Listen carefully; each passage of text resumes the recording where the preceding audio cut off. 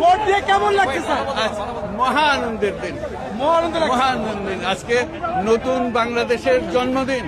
এটা ঈদের মতো মহা ঈদ, এটা মহা ঈদের মতো সুন্দর সুষ্ঠু হচ্ছে কিনা? খুবই সুন্দর, খুবই সুন্দর। এ পর্যন্ত fantastic. We have a big future coming up.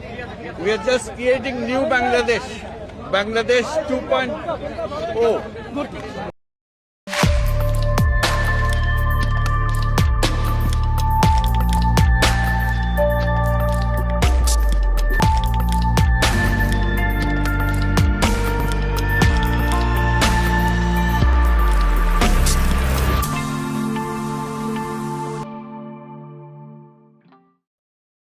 Professor Yunus স্মরণকালের সেরা নির্বাচন উপহার দিতে চাইছিলেন, যে উচ্ছ্বাস নিয়ে কথা বললেন সেটা কি হয়েছে? হয় নাই। 60% মতো মানুষ ভোট দিতে গেছিল। বাংলাদেশে 2008 সালে সর্বোচ্চ সংখ্যক মানুষ ভোট দিতে গেছিল, প্রায় 86.3% মানুষ। 1991 সালের এরশাদের পতনের পর প্রথম নির্বাচনে ভোটারের উপস্থিতি ছিল প্রায় 55.4%। 96 সালে ভোটার উপস্থিতি 75.6%। 2001 সালে 74.9%। মানে প্রত্যেক টার্মে বেশি বেশি মানুষ ভোট কেন্দ্রে যাচ্ছিল। এবার কেন কম গেল? এটা গবেষকরা খুঁজে বের করবে। তবে দীর্ঘদিন স্বৈরাচারী শাসনে থাকলে ভোটারদের পলিটিক্যাল এফিকেসির বোধ, মানে রাজনৈতিক কার্যকারিতার বোধ, এটা ক্ষয় হয়ে যায়। মানুষ মনে করে আমার ভোটে কিছু বদলাবে না। এটা একটা কারণ হইতে পারে। 1991 তাই হয়েছিল। দ্বিতীয়ত, ভোট দিলে বদলাবে এই বিশ্বাসটা পোক্ত ছিল না জনগণের মধ্যে। ভোটার বাড়লে জামাতের সুবিধা হইতো, সেটা হয় নাই। যাই হোক, প্রফেসর ইউনূস যে এত উৎসাহ নিয়ে বললেন নতুন বাংলাদেশ তৈরি হইতেছে, সেটা কি আসলে হইতেছে? এটাই কি আধুনিক ছেলের মতো আধুনিক বাংলাদেশ?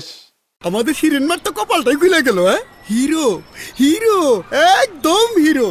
যেমন উঁচা লম্বা তেমনি গায়ের রং, ইঞ্জিনিয়ারিং পাস, আবার আমেরিকা থেকে ট্যালেন্ট পুলে MBA করে এসেছে। বলে বিদেশে থাকলে এই দেশে সেবা করবে কিভাবে, একটা দায়িত্ব আছে না। আধুনিক ছেলে, ছেলে 99% ভালো, শুধুমাত্র ওই নাইট ক্লাবে যায় আর কি।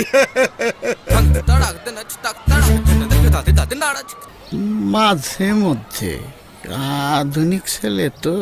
শুনেছেন, 99% ভালো হয়েছে স্যার।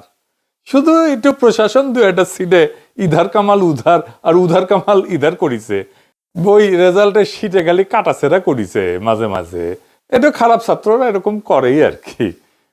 ময়মনসিংহ 11 স্বতন্ত্র প্রার্থী কি বলতেছে যে এর চেয়ে খারাপ নির্বাচন নাকি হয় নাই, শুনেন। আমাদের উপর নির্বাচন করছে এটা আসলে একটা রোল মডেল। এরকমই নির্বাচন আওয়ামী লীগের আমলে হয় নাই। আওয়ামী লীগকে হার পেয়েছে। আজকে বাংলাদেশের যে কোনো সময় এর চেয়ে খারাপ নির্বাচন আমার মনে হয় আর হয়নি। সকালে 100 লাঠি নিয়ে আমার দৌড়েছে, ওরা আমার মারছে। আচ্ছা, এবার বিএনপির বিদ্রোহী প্রার্থী স্বতন্ত্র হইয়া নির্বাচন করছে বহিষ্কৃত বিএনপি থেকে। সে কি বলতেছে রুমিন ফারহানা, এটা শুনেন। আসল বিএনপি যথেষ্ট কারচুপির চেষ্টা করেছে। বিএনপির লোকাল লিডাররা মানুষকে ঘরে ঘরে গিয়ে ভয় দেখিয়েছে। বিএনপির লোকাল লিডাররা রাতে গিয়ে টাকা বিলি করেছে। বিএনপির লোকাল লিডাররা ভোট রিমোট সেন্টারগুলো, ধামাউড়া, ওরাইলের, ধামাউড়া, ধোবাজাই, ওগুলোতে গিয়ে ভোট ছাপিয়েছে, রিড করেছে এবং তারা ফলাফল বিভিন্ন কেন্দ্রে আটকে রেখেছে। গতকালকে রাতে উচালিয়া পাড়ায় রাত 10:30 পর্যন্ত আমি কেন্দ্রের ভিতরে ঢুকে 5 বারের মতো ফল গণনা করতে বাধ্য করেছি এবং দেখা গেছে এতগুলো ভুয়া ভোট, ভুয়া ব্যালট পেপারে তারা খেজুর গাছ মার্কায় দিয়ে এসছে। এবং তখন আমাকে তারা মারতে গিয়েছিল বিএনপির লোকজন। সেনাবাহিনী গিয়ে পরিস্থিতি নিয়ন্ত্রণে আনে। প্রশাসন অসম্ভব রকম বায়াসড ছিল আমাদের প্রতি। পদে পদে তারা থামানোর চেষ্টা করেছে, হেনস্থা করার চেষ্টা করেছে। ইভেন প্রশাসন আগের দিন, ভোটের আগের দিন চেয়ারম্যানদের ডেকে নিয়ে গিয়ে বলেছে যে আপনারা তো আমাদের লোক, আপনারা বুঝে ভোট দিয়ে। সো এরকম দুষ্টামি প্রশাসন করেছে। এবং আমি বলবো যে এই যে পলিটিশিয়ানদের তাচ্ছিল্য করা, এটা হচ্ছে গত 15 বছরের সংস্কৃতি। কারণ প্রশাসনের উপর নির্ভর করে গত 15 বছর সরকার চলেছে। কোনো পলিটিশিয়ান নিজের জনপ্রিয়তায় জিতে আসতে পারে নাই। সো প্রশাসনের মজ্জায় ঢুকে গেছে যে দে আর অল ইন অল। শুনেছেন? এবার দেখেন এনসিপির আক্তার কি বলে। মানে আক্তারের ওইখানে এনসিপির নেতা কর্মীদের মাইরা শেষ করে দিচ্ছে, শোনেন। যা করছে তার দায়ভার তারেক রহমানকে নিতে হবে। আমার এখানে যে কয়েকজন মানুষের বাড়িঘর ভেঙে দেওয়া হয়েছে, যতগুলো স্বর্ণলঙ্কার টাকা পয়সা লুট করা হয়েছে, যতজন মানুষের মাথা ফাটানো হয়েছে, মোটরসাইকেল করে ভেঙে দেওয়া হয়েছে, হারা গেছে আমার পার্টি অফিসটা তারা ভেঙে দিয়েছে। এটাই হচ্ছে বিএনপির, তারা ক্ষমতায় পাওয়ার মানে মাত্রই, মানে এখনো পর্যন্ত তারা শপথ নেয় নাই, শপথ নেওয়ার আগেই তারা এইসব শুরু করে দিয়েছে। আদতে তো 5 আগস্টের পরে থেকেই তারা নিজেরাই নিজদের 250-র উপরে লোককে তারা নিজেরাই খুন করেছে। অন্য দলের লোককে খুন করতে তাদের ভাববে না। যে কোনো সময় তারা আমার আসনের মানুষকে মেরে ফেলতে পারে, যে কোনো সময় তারা আমাকে মেরে ফেলতে পারে। এই ধরনের পরিস্থিতি তারা তৈরি করে রেখেছে। আমি ভয় পাই না, জানের মায়া আমি করি না। শুনেছেন, নেতা কর্মীদের পেটানো হইতেছে, বাড়িঘর ভেঙে দেওয়া হইতেছে, লুটপাট করা হইতেছে। এই হইতেছে বিএনপির বিজয় উদযাপন। তারেক রহমানের চাকর বাকরেরা এখন জুলুমের লাইসেন্স পেয়ে গেছে। মারহাবা, এই আপনার নতুন বাংলাদেশ স্যার। হ্যাঁ, এই নতুন বাংলাদেশ আপনি উপহার দিয়ে যাইতেছেন। যাই হোক, এইবার আমরা এই ইলেকশন নিয়ে কিছু ইন্টারেস্টিং তথ্য দেখব। সারাদিন অনেক অ্যানালাইসিস করেছি, বোরিং অ্যানালাইসিস, কিন্তু যা পাইছি খুবই মজৎকার, আপনাদের মজা লাগবে। আপনারা নিজেই প্রশ্ন করবেন, জামাত এনসিপি আসলে হারছে না জিতছে, না আসলেই বিএনপির। আসেন সে আলাপটা করি। জামাত সবচেয়ে বেশি কত পার্সেন্ট ভোট পাইছিল জানেন? 12%, তাও বিএনপির সাথে জোট কইরা। এবার কত পাইছে জানেন? মানে সব আসন মিলা, জামাত এবং এনসিপি মিলা 35%। 1991 খালেদা জিয়া 31% ভোট পেয়ে সরকার গঠন করেছিল। 96 সালে হাসিনা 37% ভোট পেয়ে সরকার গঠন করেছিল। আর 2001 সালে বিএনপি 40% ভোট পেয়ে সরকার গঠন করেছিল। 35% ভোট কি কম? তাইলে কি পরিমাণে ভোট পাইছে জামাত এনসিপি চিন্তা করছেন?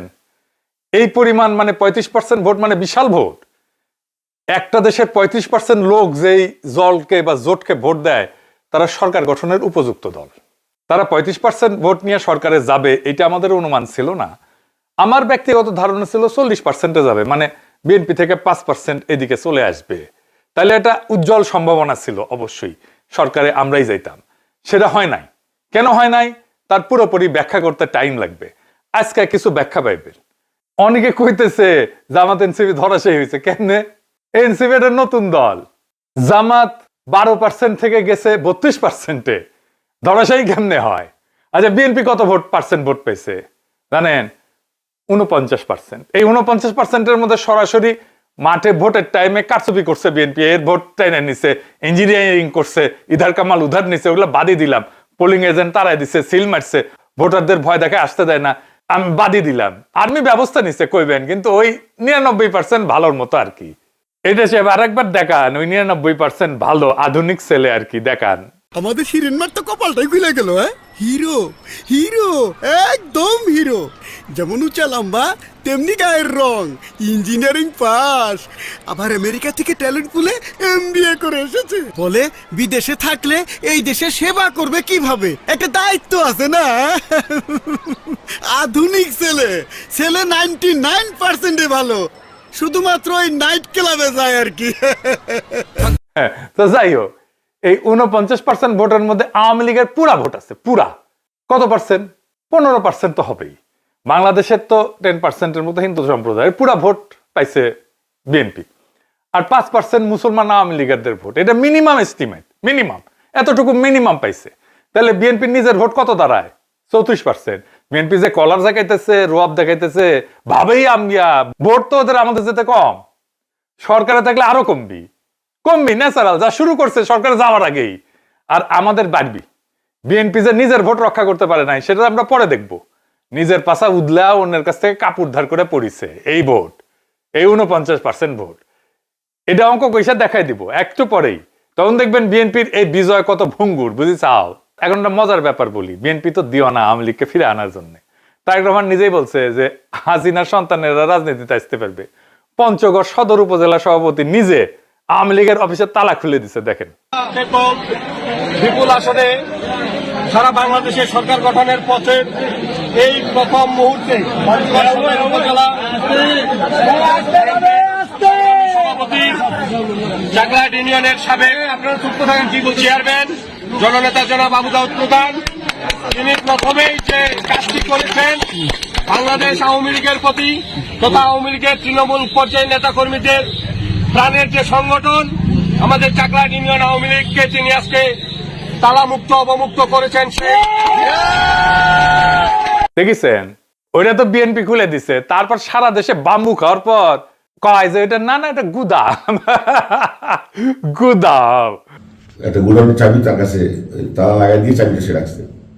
বোরিং সমিতির সভাপতি, বর্তমান যে নির্বাচিত সভাপতি, সে আমাকে বলছে ভাই আমার চাবিটা সে আজকে নিয়ে গেছে, চাবিটা আমাকে দিচ্ছে না।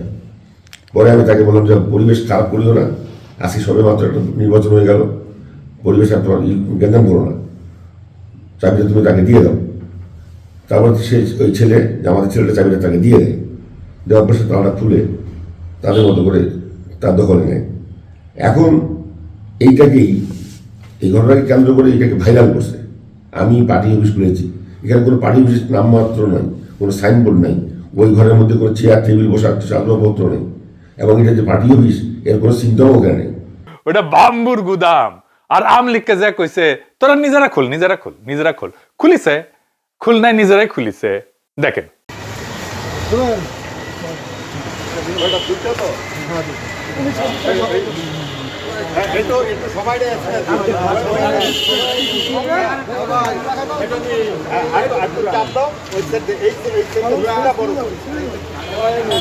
দেখেছেন, এখন পর্যন্ত তো আইনত আওয়ামী লীগের কার্যক্রম নিষিদ্ধ।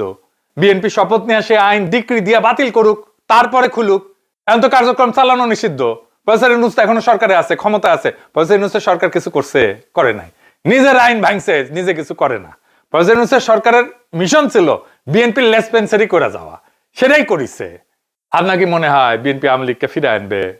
ফিরে আনলে তো ওই যে 15% আওয়ামী লীগে ফিরে যাবে যেটা পাইছে বিএনপি। আওয়ামী লীগে ইলেকশনে অংশ নিলে বিএনপি হারতো, 100% হারতো। কারণ বিএনপি তখন এই 34% ভোট পাইতো, 49% ভোট পাইতো না, আমাদের সাথে কম পাইতো। তাইলে আওয়ামী লীগের ভোটে এই ব্যবধান তৈরি হয়েছে জামাত এনসিপির সাথে। বিএনপি কিন্তু ভোট বাড়ে নাই এক ফোটাও। বিএনপির এটাই ছিল ভোট, এরকমই ছিল ভোট আগেও। ওইখানে আটকায় আছে, আমাদের ভোট পাইছে বিপুল পরিমাণে। আওয়ামী লীগ না ভোট দিতে পারলে এই ভোট যে বিএনপির বাক্সে যাবে সেটা কি আমরা জানতাম না? জানতাম। যাই নাই, আমরা আওয়ামী লীগকে নির্বাচন করতে দিতে চাই নাই, আগামীতেও করতে দিব না ইনশাল্লাহ। কারণ আমরা চাই না আওয়ামী লীগ স্বনামে বেনামে কোনো নামে ফিরে আসুক। বিএনপি তার ভোট পাক আর না পাক। এখন আপনি জিগাইতে পারেন আপনি কেমনে জানলেন আওয়ামী লীগের ভোট বিএনপি পেয়েছে? এটা একটা বড় কাজ হয়েছে। আজকে আমি 1991, 96, 2001, 2008 এটার সাথে 2026-এর আসনগুলো নিয়ে অ্যানালাইসিস করছি যে আসনে কোন আসনে কে বিজয়ী হয়েছে। এটা দিয়ে খুব বোরিং কাজ, অনেক টাইম লাগছে, কিন্তু রেজাল্ট যা পাইছি আপনাদের তা মজা লাগবে। ভালো হয়েছে, এতে আমার ভালো হয়েছে। সিট ধরে ধরে এখন স্ট্র্যাটেজি তৈরি করতে পারবো। আমি এখন বুঝে গেছি কোন সিটে কি করলে, কোন সিস্টেম করলে, কোথায় কোন ক্যান্ডিডেট দিলে, কোথায় টার্গেট করলে ওটা জিতে আসা যাবে, এটা বুঝে গেছি। আমি ব্যাখ্যা করি, আপনারা বুঝে যাবেন যে আসলেই আওয়ামী লীগের ভোটগুলো বিএনপি পেয়েছে কিনা, আর বিএনপি কোথায় লুজ করেছে, কোথায় হারিয়েছে, আর তার এই বিজয়টা কত ভঙ্গুর। এইটা সাহেব আপনি 5টা ইলেকশন ম্যাপ গুলা দেখান না, পাশে নিচে লিখে দেন কোনটা কোন সালের, পাশেই দেখেন। আর যখন বলবো এলাকাগুলা 5টা ম্যাপে দেখেন। আজ এবার আল্লাহর নামে শুরু করি, বিএনপির এই বিজয় কেন এত ভঙ্গুর? আমি 4টে নির্বাচন ধরেছি এবং এইগুলোকে 2026-এর সাথে তুলনা করছি। আগেই বলছি 1991, 96, 2001, 2008। আমরা বিজয়ী দলের আসনগুলোকে 2 ভাগে ভাগ করছি। একটা হইতেছে স্ট্রিক্ট কোর, একদম কঠিন শক্ত মাল, মানে এটা আপনি কোনোভাবে নিতে পারবেন না। মানে 4টে নির্বাচনের মধ্যে কমপক্ষে 3 বার জয়ী হয়েছে এখানে। আর সফট কোর, এই 4টে নির্বাচনের মধ্যে কমপক্ষে 2 বার জয়ী হয়েছে। তো আওয়ামী লীগের এই স্ট্রিক্ট কোর আর সফট কোর কত? আওয়ামী লীগের স্ট্রিক্ট কোর হচ্ছে 35 থেকে 38টা আসন মাত্র। এটা আপনি কোনোভাবেই নিতে পারবেন না। কি কি? গোপালগঞ্জ, মাদারীপুর, এটাকে আমি যদি বলি দক্ষিণ মধ্য ব্লক, আর কিশোরগঞ্জ এটাকে যদি মধ্যাঞ্চল বলি, আর পার্বত্য অঞ্চল, এটা আপনি কোথাও কখন নিতে পারবেন না। আর আওয়ামী লীগের সফট কোর আছে আরো 50 থেকে 55টা আসন। বিএনপি স্ট্রিক্ট কোর কত? এটা একটু বড়, কিন্তু 63 থেকে 68টা আসন। বিএনপির সফট কোর 155 থেকে 165টা আসন। বিএনপির সফট কোর এবং স্ট্রিক্ট কোর এটা কিন্তু আওয়ামী লীগের চাইতে বেশি, এবং ভৌগোলিকভাবে এটা বিস্তৃত অনেকগুলো বড় জায়গা জুড়ে। আওয়ামী লীগ খুব স্পেসিফিক কিছু জায়গায় কনসেন্ট্রেটেড। 2026 সালে কে কার কোর নিছে? আওয়ামী লীগের স্ট্রিক্ট কোর 34 থেকে 37টা নিছে বিএনপি, জামাত নিছে মাত্র 1টা, এনসিপি নেয়নি। তার মানে আওয়ামী লীগের যে স্ট্রিক্ট কোর তার পুরোটাই বিএনপিতে স্থানান্তরিত হয়েছে। এবার আওয়ামী লীগের সফট কোর, বিএনপি নিছে 48 থেকে 50টা, জামাত নিছে 2 থেকে 3টা, এনসিপি পায়নি। তার মানে আওয়ামী লীগের স্ট্রিক্ট এবং সফট কোর দুটোই আসলে বিএনপিতে চলে গেছে। এইবার বিএনপি স্ট্রিক্ট কোর 65টা, এটা কি রাখতে পারছে? বিএনপি এটার মধ্যে 55 থেকে 58টা রাখছে, জামাত এর মধ্যে 6 থেকে 7টা নিয়ে ফেলছে, মূলত ঢাকা শহরে। মানে জামাত বিএনপি স্ট্রিক্ট কোর নিয়ে ফেলছে, এনসিপি নিছে 2 থেকে 3টা। গ্রামীণ যে বিএনপির কোর, এটা কিন্তু অটুট আছে, ভাঙন হয়েছে নগর এলাকায়। বিএনপির যে সফট কোর 160টা সিট, এটা বিএনপি ধরে রাখতে পারছে 135 থেকে 145টা, জামাত এখান থেকে 8 থেকে 10টা নিয়ে ফেলছে, এনসিপি 3 থেকে 5টা নিয়ে ফেলছে। তার মানে বিএনপির সফট এবং স্ট্রিক্ট কোরের দুইটা থেকেই জামাত এবং এনসিপি খামসা দিয়ে সিট বের করে নিছে, এটা রক্ষা করতে পারেনি। আচ্ছা, এইবার জামাতের স্ট্রিক্ট কোর এইটা বা সফট কোর, এটা কি নিতে পারছে? না, ইনট্যাক্ট, একটাও নিতে পারেনি বিএনপি, একটাও না। বিএনপি স্বতন্ত্র যেই বলেন, এটা একটা পুরা সলিড। তার মানে আওয়ামী লীগ যদি আসে তাহলে বিএনপির 15% ভোট নাই হয়ে যাবে, বিএনপির ভোট এসে দাঁড়াবে 39%, জামাতের ভোট কমবে না, এটা ইনট্যাক্ট থাকবে।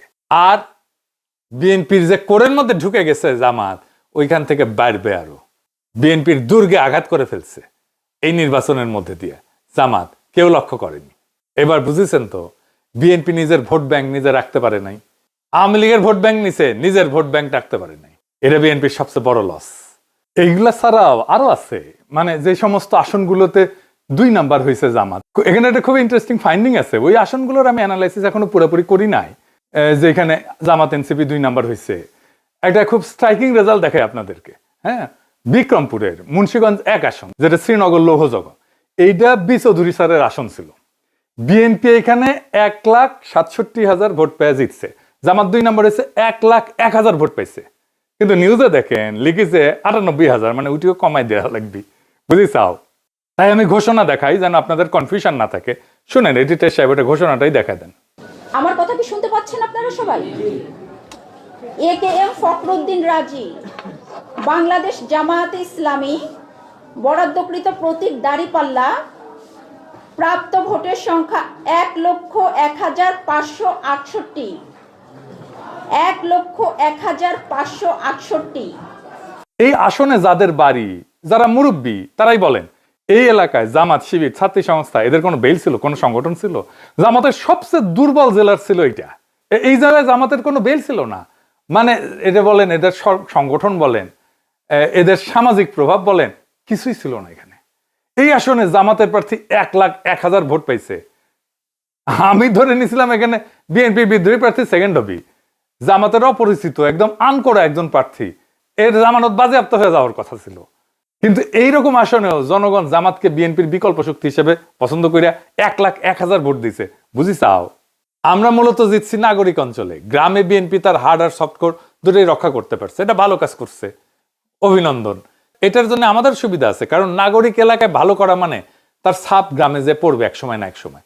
এখন বোঝা যাচ্ছে বিএনপির বিজয় যতই বড় দেখা যাক না কেন, এটা একটা ফাঁপা দুর্বল ফানুস।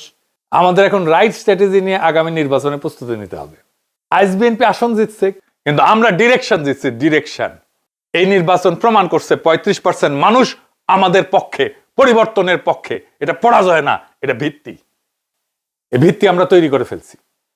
ক্ষমতা সংখ্যায় টেকে, কিন্তু ভবিষ্যৎ থেকে প্রবণতায়, ডিরেকশনে। আজ যদি আমরা সংগঠিত হই, কৌশলী হই, ধৈর্য ধরি, তাহলে পরের নির্বাচনে ফল বদলাবে না, মানচিত্র বদলায় যাবে। স্রোত শুরু হয়েছে, এখন সেটাকে নদী বানাইতে হবে। আগামীর ভোট হবে প্লাবনের ভোট, বন্যার ভোট, ঝঞ্ঝার বেগে ভোট। এই প্রত্যাশায় আমাদের আগামী 5 বছর কাজ করে যেতে হবে, যেন আগামী 5 বছর পরে আমরা একটা ভূমিধ্বস বিজয় আনতে পারি। ইনকিলাব জিন্দাবাদ, আজাদি জিন্দাবাদ। হানিমুন পিরিয়ড শেষ, বাস্তবে ফিরে এসো হে আমার দেশ। মিষ্টি মধুর প্রেম কুসুম কুসুম, শেষ হলো উড়িতেছে যুদ্ধের ধুম।